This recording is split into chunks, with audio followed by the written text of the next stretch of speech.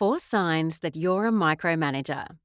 Micromanagement is a bad habit that can destroy creativity and innovation, yet many leaders who micromanage regard themselves as thorough and capable. What are the signs that you should look for if you suspect you are micromanaging your team? By Nicola Heath.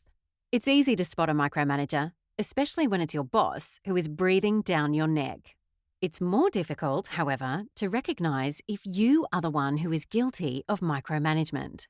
Managers must tread a delicate balance between supervising an employee's performance and giving them autonomy over their work. Many leaders overstep into micromanagement without realising it, says Michelle Gibbings, a leadership expert who has worked as a coach in many large organisations. One of the biggest complaints that I hear is, "I don't feel like my manager trusts me," she says. The root cause is often a manager who is overly controlling of processes and tasks. End quote. This lack of trust can disempower employees and damage both productivity and team morale. It can also lead to disengagement among team members who feel that their potential to add value in their role is overlooked by their overbearing manager. Their ability to operate at their best is really compromised, says leadership coach Stacey Ashley, FCPA of Ashley Coaching. Micromanagement can also hinder innovation, she says, as employees feel unable to suggest new ideas or improvements to existing processes.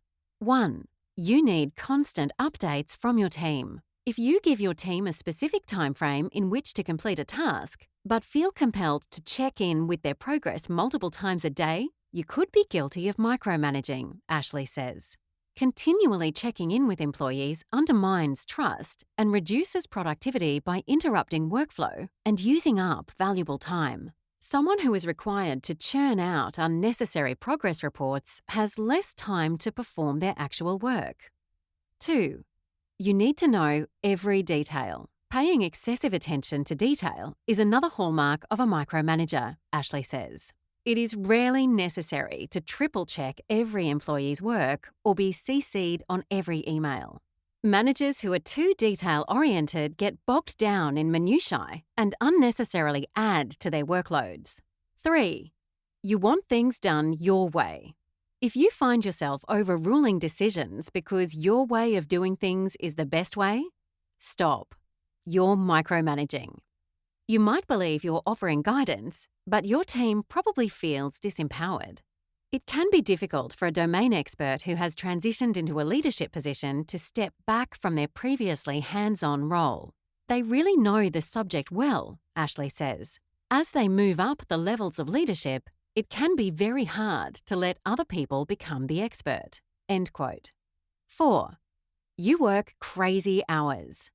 A manager who refuses to delegate because they need to be across every detail creates a lot of unnecessary extra work for themselves.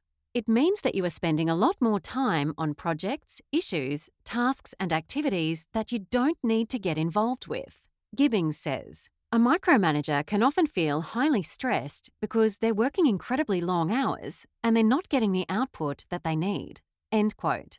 The most reliable way to establish if you have a tendency to micromanage is to carry out a 360-degree review with your team. It's often hard as an individual to analyse your behaviour and how it impacts other people. You can look for warning signs, but you may miss them, Gibbings says. Invite people in your team to provide feedback on your leadership style, what's working for them and what's not.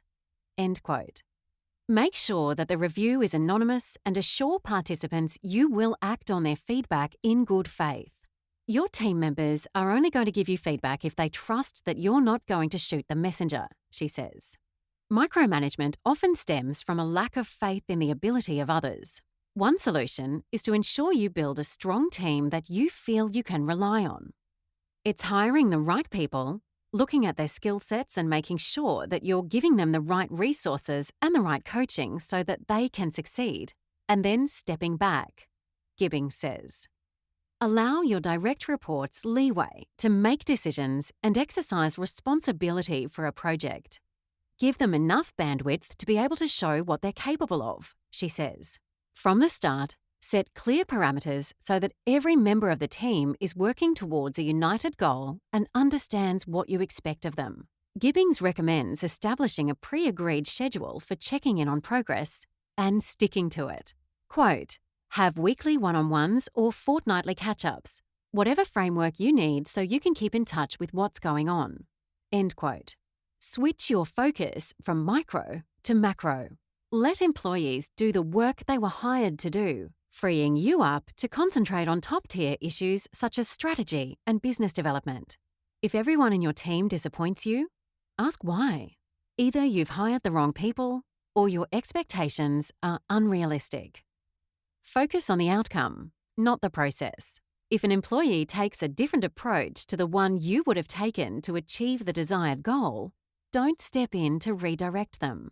Recognize that often things can be done in multiple ways, and your way isn't necessarily always the best way, Gibbings says.